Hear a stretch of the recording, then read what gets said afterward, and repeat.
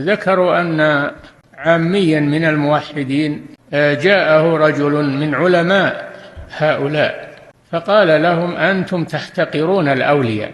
يقول لهذا المحقق الموحد وهو عامي على الفطرة، قال له: أنتم تحتقرون الأولياء والصالحين.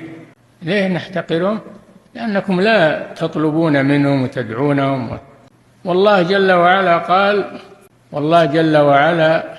قال: ولا تحسبن الذين قتلوا في سبيل الله أمواتا بل أحياء عند ربهم يرزقون. أحياء عند ربهم يرزقون.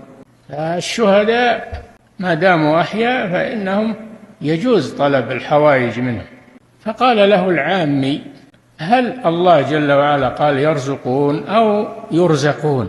قال: لا، بل قال يرزقون. قال: إذن أنا أسأل الذي رزقهم أن يرزقني ولا أسألهم هم. دل على أنهم فقراء يرزقون بحاجة إلى من يرزقهم.